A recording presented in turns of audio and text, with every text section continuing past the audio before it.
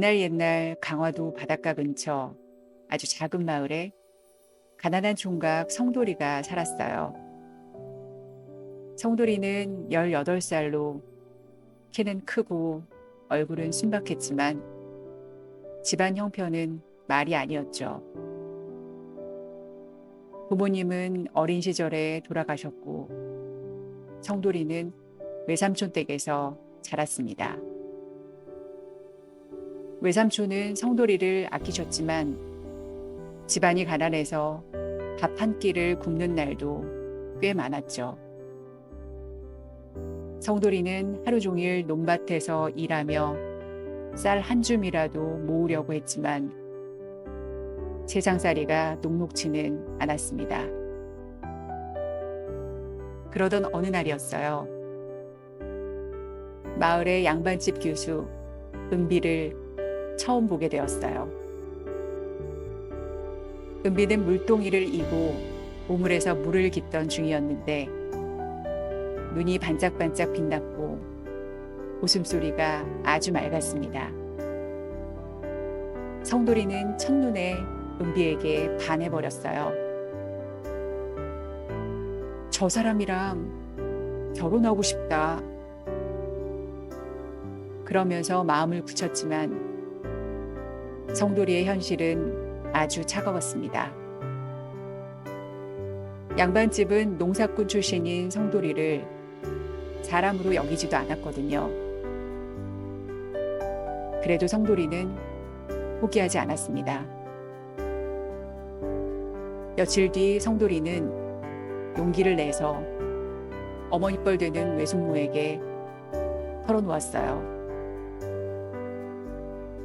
외숙모, 저 말씀드리고 싶은 게 있습니다.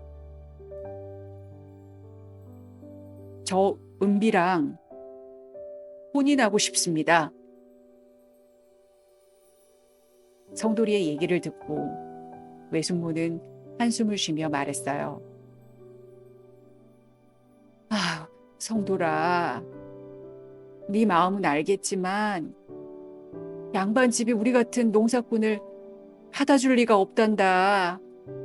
아유, 그 집은 대감댁이라 네가 아무리 노력한다고 해도 소용이 없을 거야.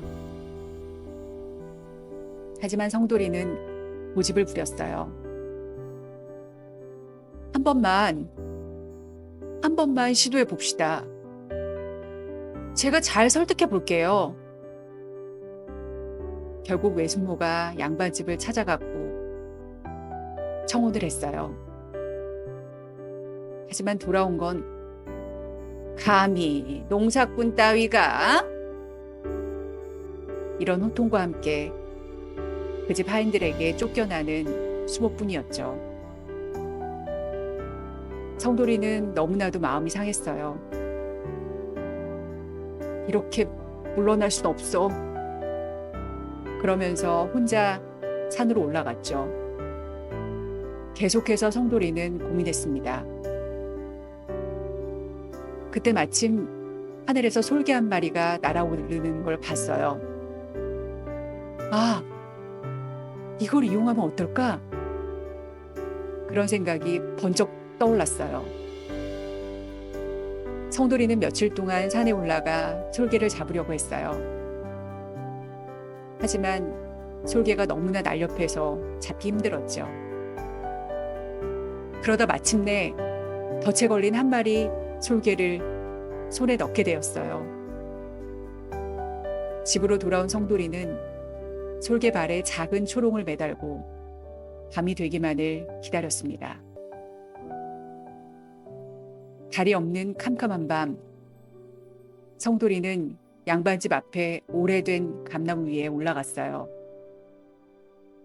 감나무는 마을에서 가장 높은 나무였고 바람에 가지가 흔들릴 때마다 삐걱삐걱 소리가 났죠.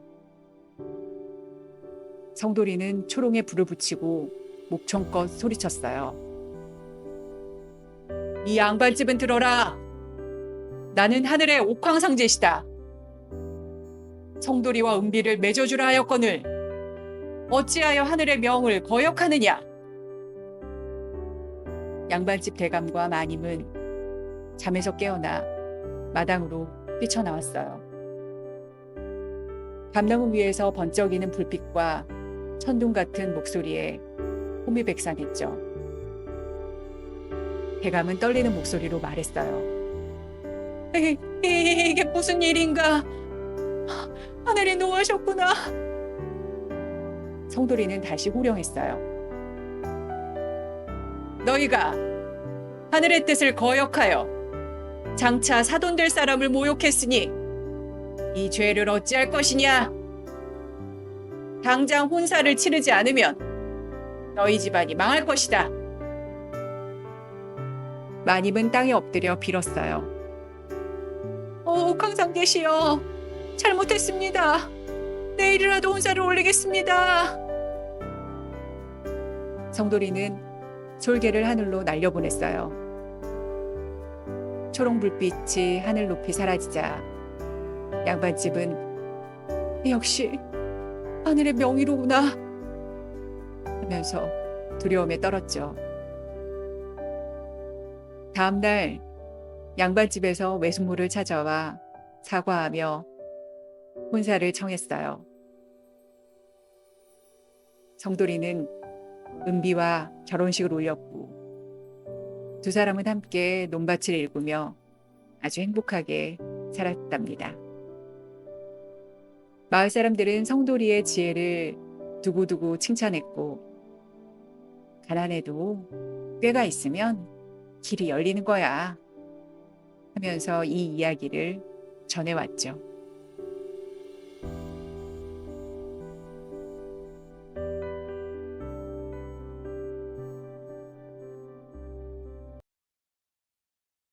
옛날 조선 팔도에 일본 사신이 찾아오던 시절이 있었습니다.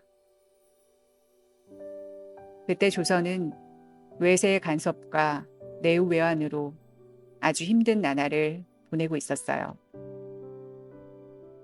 한양의 성곽 밖에는 아주 차가운 바람이 불었고 백성들은 마른 논밭을 보며 내내 한숨을 쉬었습니다. 그러던 어느 가을날 일본 사신이 화려한 깃발과 함께 성곽 아래에 나타났어요.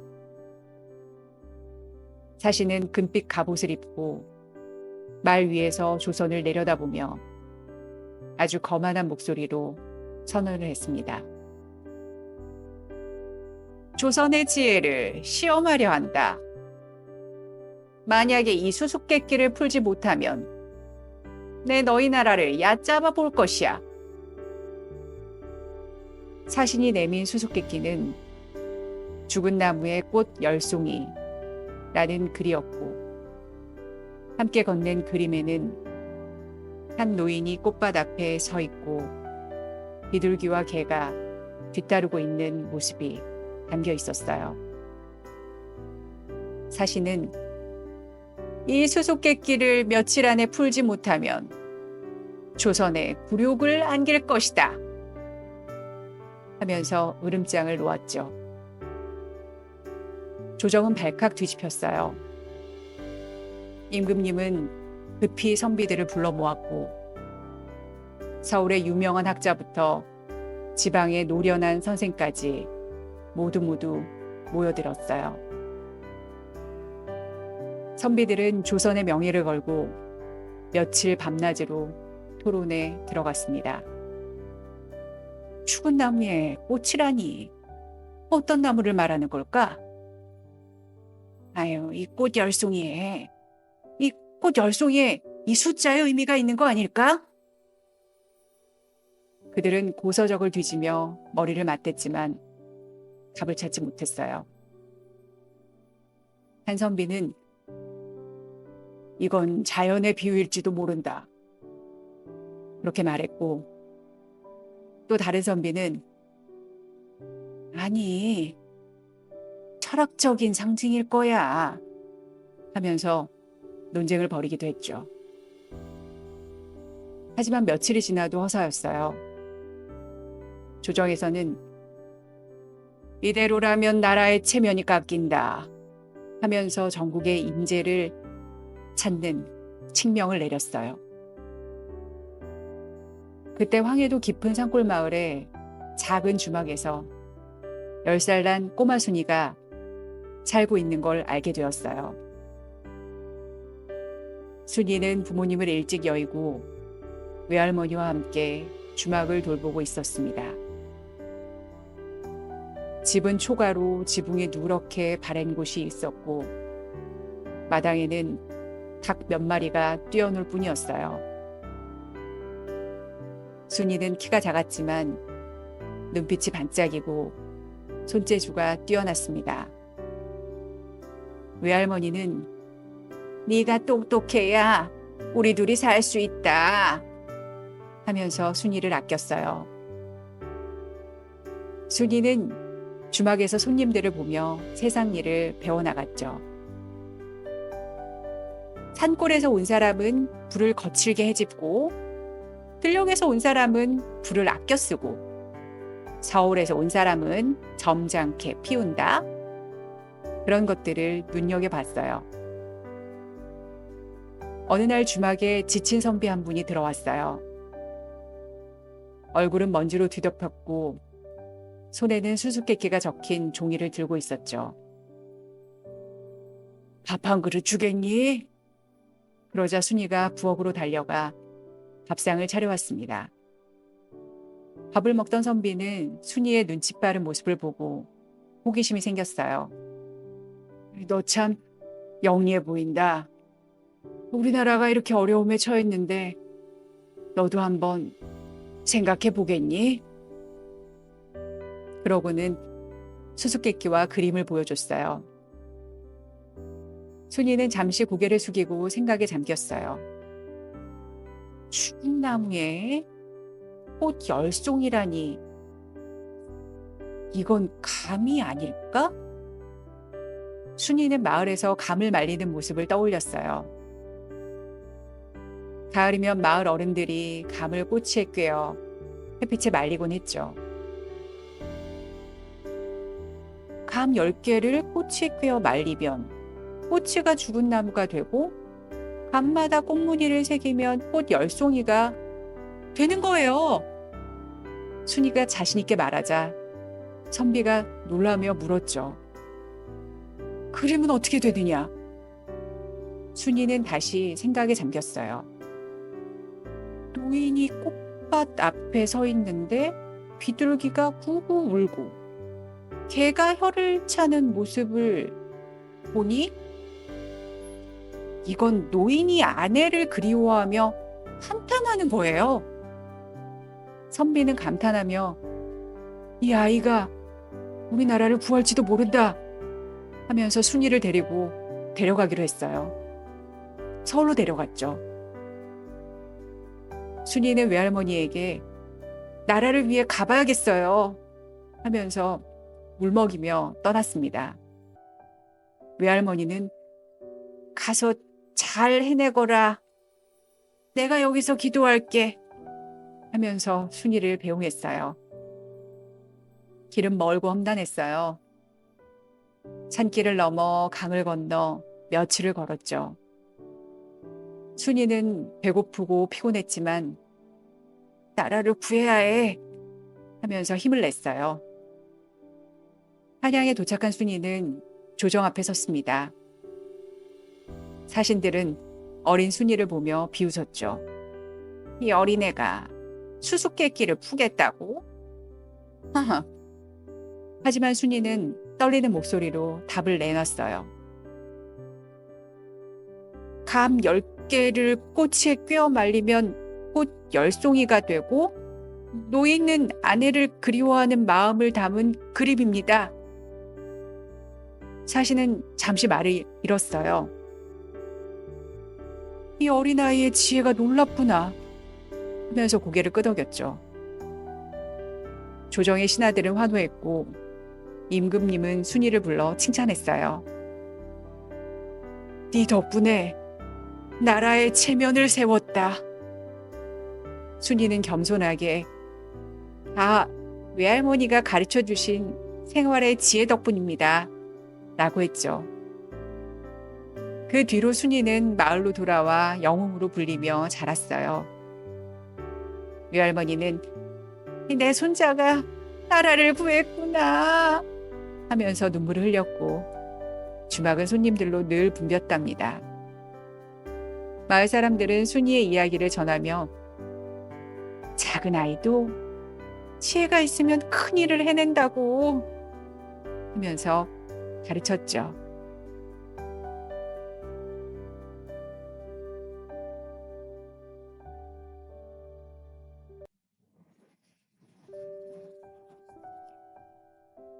어린 원님과 욕심쟁이 이방. 옛날 경상도 안동의 작은 고을에 새 원님이 부임했다는 소식이 들려왔습니다. 그런데 이 원님, 나이가 겨우 9살밖에 안 된 어린아이였어요. 이름은 민호라고 했고 조선에서 가장 어린 나이에 과거에 장원급제한 아주 천재 소년이었어요. 민호는 키가 작았고 얼굴은 동글동글했지만 눈빛만큼은 어른들보다 더 날카로웠습니다. 마을 사람들은 처음엔 아유, 이 어린애가 뭘 할 수 있겠어 하면서 걱정했지만 민호의 지혜로운 판결 소식을 들을 때마다 곧 믿음을 가지게 되었습니다. 민호가 부임한 고을에는 욕심이 아주 많은 이방이 있었어요. 이방의 이름은 박도령으로 원님보다는 훨씬 나이가 많았지만 마음씨만큼은 사나웠죠. 그는 백성들에게 터무니없는 세금을 걷었고 제 주머니를 채우는 악행들을 일삼았어요. 이 고을은 내 소나귀에 있다 하면서 으스대던 박도령은 민호가 원님으로 부임하자 속으로 아주 많이 비웃었습니다. 저 어린애가 나를 어찌하겠어? 내가 골탕을 먹여서 쫓아내버리겠어 하면서 계략을 꾸며냈죠. 민호는 부임 첫날부터 고을의 문제들을 살피기 시작했습니다. 백성들이 찾아와 이방이 세금을 너무 많이 걷습니다 하면서 하소연하자 민호는 차분히 고개를 끄덕였어요. 알겠습니다. 앞으로는 내 허락 없이 세금을 걷지 못하도록 하겠습니다 하고 선언하기도 했죠. 이 소식을 들은 박도령은 화가 머리 끝까지 치밀었어요. 이 어린 원님이 감히 내 돈줄을 끊어? 가만두지 않겠어? 하며 이를 갈았어요. 박도령은 곧 계략을 꾸몄어요. 그는 마을 근처 절에 있는 스님을 찾아가 돈을 쥐어주면서 부탁을 했죠. 스님, 원님께 가서 회오리 바람에 가사가 날아갔다. 거짓 송사를 걸어주시오. 내가 원님을 골탕 먹여서 쫓아낼 테니까. 스님은 처음엔 망설였지만 돈을 받고는 결국 고개를 끄덕였어요. 다음날 스님은 민호 앞에 나가 울먹이며 말했죠. 아유, 원님. 제가 절에서 기도를 드리는데 갑자기 회오리 바람이 불어서 가사를 날려버렸습니다. 제발 찾아주십시오. 민호는 스님의 말을 듣고 눈을 가늘게 뜨며 생각에 잠겼어요. 이거 뭔가 이상하다.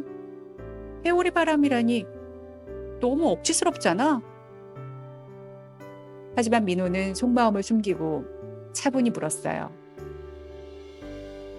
그럼 그 회오리 바람은 어디에서 불어왔소? 스님이 당황하며 강에서 불어왔습니다 라고 대답하자 민호는 그렇다면 강에서 배를 탄 뱃사공이 바람을 일으켰겠구나 뱃사공을 불러오시오. 하며 사령을 내렸어요. 곧 뱃사공이 끌려왔어요. 뱃사공은 나이가 지긋한 노인으로 얼굴엔 주름이 가득했지만 눈빛은 아주 맑았죠. 민호는 뱃사공에게 물었습니다. 배가 남쪽으로 가려는데 북풍이 불면 어찌하겠소? 뱃사공이 대답했어요. 남풍을 불어달라 하고 빌죠. 민호가 다시 물었습니다. 그럼 북쪽으로 가려는데 남풍이 불면? 북풍이 불기를 빌죠. 민호는 고개를 끄덕이며 판결을 내렸어요. 스님의 가사가 날아간 건 뱃사공이 바람을 일으킨 탓이니 뱃사공이 새 가사를 만들어 주시오. 단 다시는 날아가지 않게 흙으로 만들고 끈은 쇠줄로 아주 튼튼히 하시오. 뱃사공은 억울했지만 민호의 말에 따라 아주 무거운 흙가사를 만들기 시작했어요. 흙가사는 무게가 100근이나 나가 스님은 들지도 못했죠. 결국 스님은 겁에 질려 진실을 털어놓았어요. 사실 이방 박도령이 시켰습니다. 제가 잘못했습니다. 민호는 박도령을 불러 꾸짖었어요. 네가 백성들을 괴롭히고 거짓으로 원님을 속이려 했으니 큰 죄를 지었도다. 앞으로 세금을 공정히 걷고 백성들에게 사죄하라. 박도령은 얼굴이 벌개져 고개를 숙였습니다. 그 뒤로 박도령은 욕심을 버리고 성실히 일을 했고 민호는 고을을 공정하게 다스리며 백성들의 존경을 받았습니다. 마을 사람들은 민호를 어린 원님이라 부르며 칭송했죠. 저 어린 원님이 지혜가 있어서 그 지혜로 악한 꾀를 물리쳤어 하면서 이야기를 전했고 그 소문은 안동을 넘어 조선 팔도에 퍼져나갔습니다. 민호는 그 뒤로도 백성들을 위해 힘쓰며 아주 오래도록 고을을 다스렸습니다.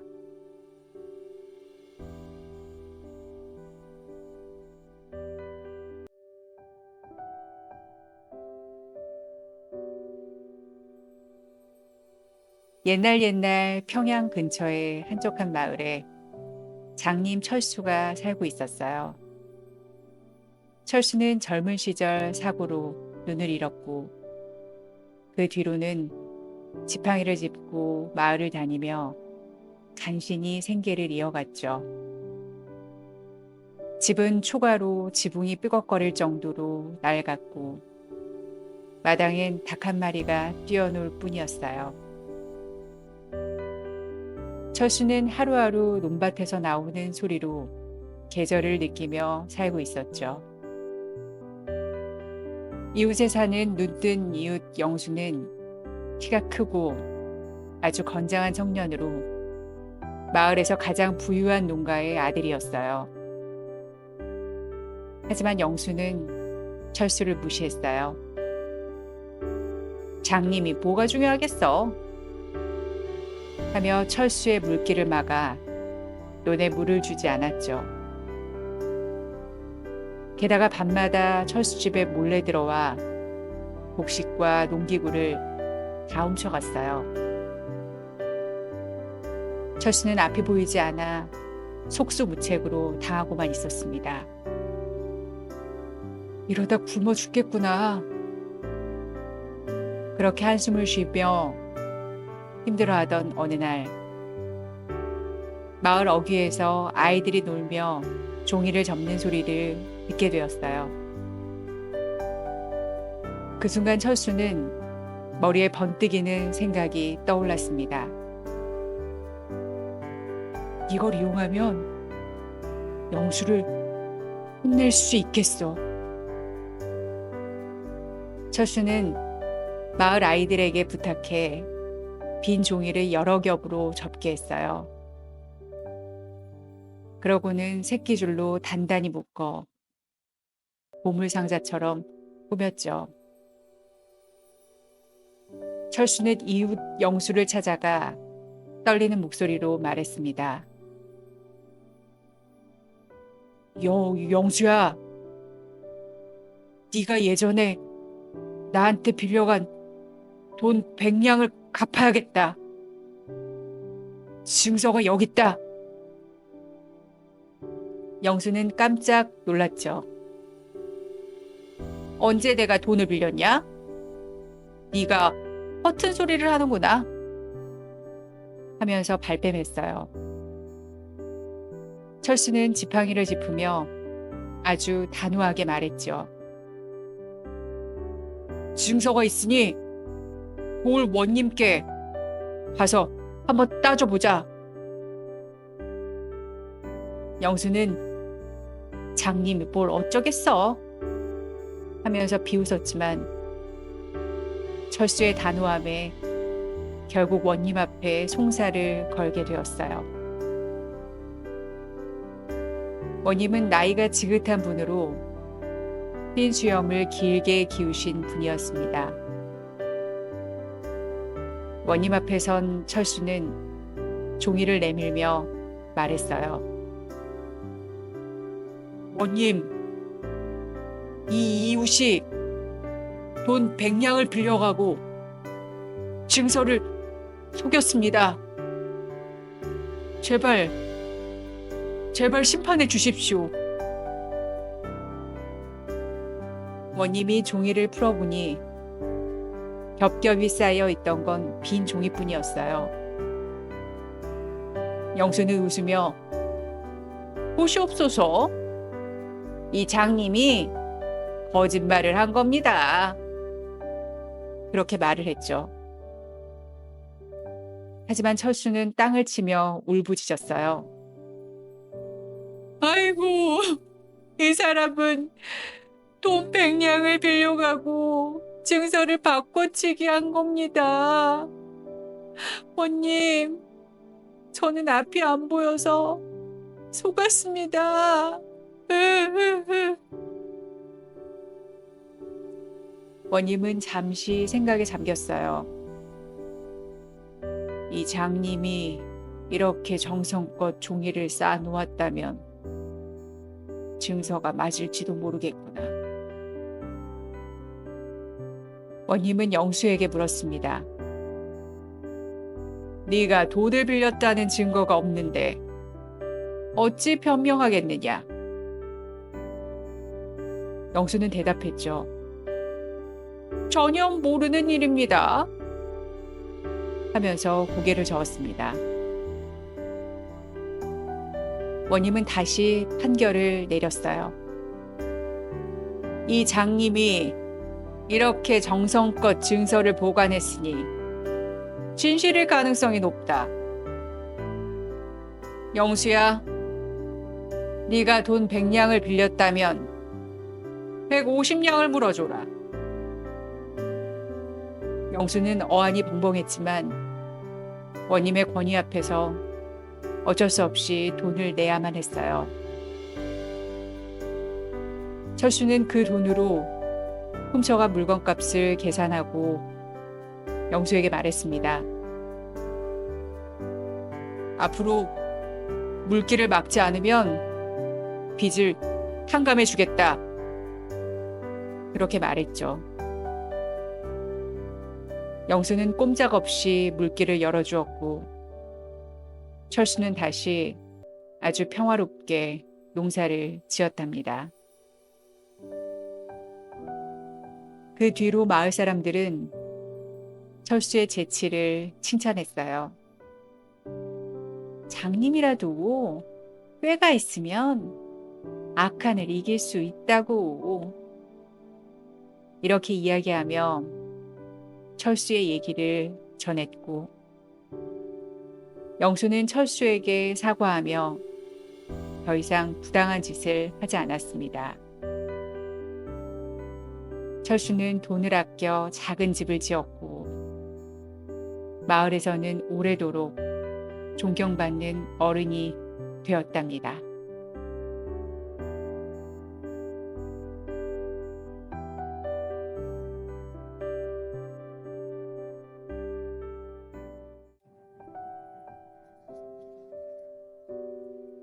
명태로 장사꾼을 속인 어부. 옛날 동해 바닷가 포항의 아주 작은 마을에 어부 민수가 살고 있었습니다. 민수는 키가 크고 어깨가 넓은 청년으로 하루 종일 배를 저어 생선을 잡아 가족들을 부양했습니다. 집은 바닷가 근처에 아주 작은 초가로 바람이 불 때마다 지붕이 흔들릴 정도로 낡았어요. 민수의 아내와 어린 아들은 민수가 잡아온 생선으로 끼니를 때우며 아주 힘겹게 살았습니다. 마을은 해마다 풍년이 들지 않아 어부들의 삶은 팍팍했지만 민수는 늘 밝은 성격으로 마을 사람들을 이끌었어요. 그러던 어느 겨울, 민수는 큰 수확을 기대하며 명태를 잔뜩 잡았습니다. 명태는 살이 통통했고 맛이 좋아 중국 상인들이 많이 찾는 생선이었습니다. 민수는 배를 몰아 중국 연안으로 향했어요. 가는 길은 매우 험난했습니다. 차가운 파도와 매서운 바람이 배를 흔들었지만 민수는 이 명태를 잘 팔면 우리 가족이 한 해를 넘길 수 있어 하면서 용기를 냈습니다. 중국 항구에 도착한 민수는 명태를 잔뜩 실은 배를 뽐내며 상인들에게 외쳤습니다.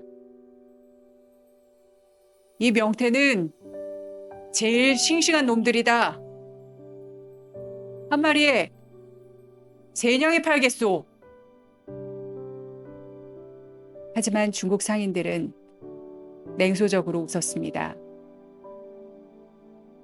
그들은 비단 옷을 입고 금목걸이를 찬 아주 부자 상인들이었죠. 한 상인이 앞으로 나서며 말했습니다. 이 명태는 얼어서 맛이 없어 보인다. 한 냥에나 사주마. 다른 상인들도 한 냥 너무 비싸 하면서 깎아내렸어요. 민수는 속이 상했습니다. 이걸로 가족을 먹여야 하는데 한 냥으로는 어림도 없잖아 하면서 고민에 빠졌어요. 그때 민수는 문득 좋은 생각이 떠올랐어요. 그래, 이들을 속여야 제값을 받을 수 있겠어. 민수는 마을로 돌아와 배 2척을 준비했어요. 한 척에는 명태를 싣고 다른 한 척에는 잡어를 가득 실었습니다. 다시 중국으로 떠난 민수는 상인들 앞에 서서 자신 있게 말했어요. 이 명태는 한 마리에 3냥입니다. 싫으면 버릴 테니 마음대로 하시오. 상인들이 말했어요. 한 냥만 주겠다. 그렇게 이야기하자 민수는 일부러 잡어를 바다에 던져버렸어요. 그럼 이 명태는 못 쓰겠군 하며 한아름 잡어를 물에 툭 던지자 상인들은 깜짝 놀랐습니다. 뭐야, 저렇게 귀한 명태를 버리다니. 상인 중에 하나가 급히 말했어요. 잠깐! 그 명태를 버리면 안 된다. 내가 제값을 주겠다. 민수는 잠시 망설이는 척하며 정말 제 양을 주겠소? 라고 물었죠. 상인들은 서로 쳐다보며 고개를 끄덕였어요. 알았다. 제 양에 사주마. 민수는 속으로 웃었습니다. 이렇게 하면 우리 가족도 살고 마을 사람들도 올 수 있겠어. 그날 민수는 명태를 모두 팔았고 큰 돈을 챙겼어요. 그리고는 배를 몰아 마을로 돌아왔습니다. 집에 돌아온 민수는 아내와 아들에게 돈을 보여주며 웃었어요. 이제 한 해를 걱정하지 않아도 된다. 아내는 눈물을 흘리며 말했습니다. 당신 덕분이야. 그러면서 민수를 끌어안았죠. 민수는 그 돈으로 마을 사람들에게 쌀을 나누어 주었어요. 다 같이 힘들었으니까 다 같이 잘 살아야죠. 마을 사람들은 민수를 지혜로운 어부다라고 부르며 칭찬했습니다. 그 뒤로 민수는 매년 명태를 잡아 가족과 마을을 부유하게 만들었답니다.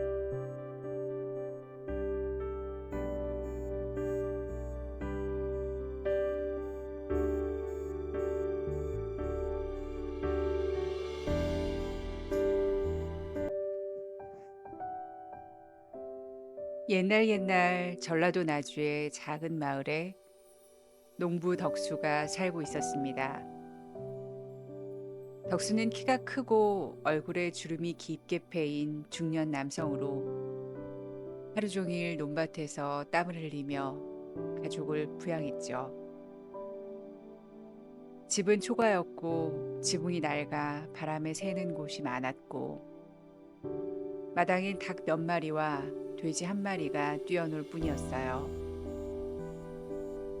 덕수는 마을에서 성실함으로 이름이 나 있는 사람이었지만 그에는 흉년이 들어 쌀 한 줌조차 구하기가 힘들었습니다. 가족들은 모두 배고픔을 참았고 그러면서도 아버지 어떻게든 해주시면 안 돼요? 라면서 덕수를 의지했습니다. 그러던 어느 날 고을에 아주 탐욕스러운 원님이 부임을 했어요. 원님의 이름은 김대감이었고 비단 옷을 입었고 금 목걸이를 찬 아주 호화로운 모습이었습니다. 김대감은 백성들의 세금을 터무니없이 많이 걷어 자신의 주머니를 채우는 악행을 계속해서 일삼았습니다. 이 고을은 내 것이다 하면서 으스대던 김대감은 어느 날 아주 흥미로운 제안을 했습니다. 내가 4가지의 거짓말을 들어보고 싶다. 거짓말을 잘하면 상금을 주겠다. 백성들은 겁에 질렸지만 덕수의 생각은 달랐습니다. 그래, 이 기회로 원님을 혼내볼까? 하면서 나섰습니다. 덕수는 원님 앞에 섰습니다. 김대감은 의자에 기대며 웃고 있었죠. 좋다. 네가 거짓말을 해보아라. 덕수는 침착하게 첫 번째 거짓말을 꺼냈습니다. 저는 원님보다 부자입니다. 제 집엔 금은보화가 쌓여 있습니다. 김대감은 웃으며 그럴 수 있다 라고 말했습니다. 덕수는 두 번째 거짓말을 이어갔습니다. 제 소를 통에 넣어 키우면 고기가 자랍니다. 김대감은 또 얘기했습니다. 그래, 그것도 가능하다 하면서 고개를 끄덕였죠.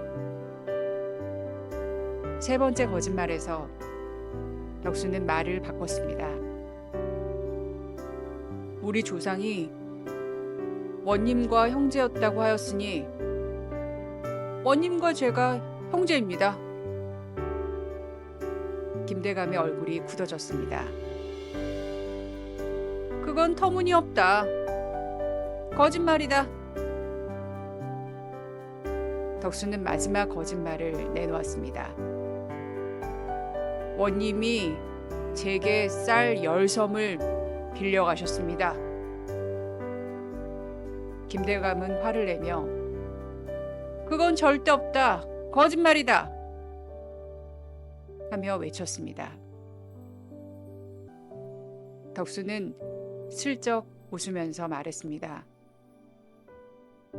원님, 제가 4가지의 거짓말을 다 했으니 상금을 주셔야죠. 김대감은 당황했습니다. 내가 상금을 주겠다고 했던가? 하면서 발뺌하려 했지만 백성들은 원님의 약속입니다 하면서 목소리를 높였습니다. 덕수는 기회를 놓치지 않았습니다. 그럼 상금 대신 백성들의 세금을 줄여주십시오. 김대감은 어쩔 수 없이 고개를 끄덕였습니다. 알았다. 세금을 조금 줄이마. 덕수는 마을로 돌아와 가족들과 이웃들에게 이 소식을 전했습니다. 이제 조금 숨 쉴 틈이 생겼어. 그 뒤로 김대감은 덕수를 두려워하며 백성들을 덜 괴롭혔습니다. 마을 사람들은 덕수를 지혜로운 농부다 라고 부르며 칭찬했습니다. 아유, 덕수 덕분에 세금이 줄었어 하면서 이야기를 전했고 덕수는 그의 쌀을 모아 가족들과 마을을 지켰습니다.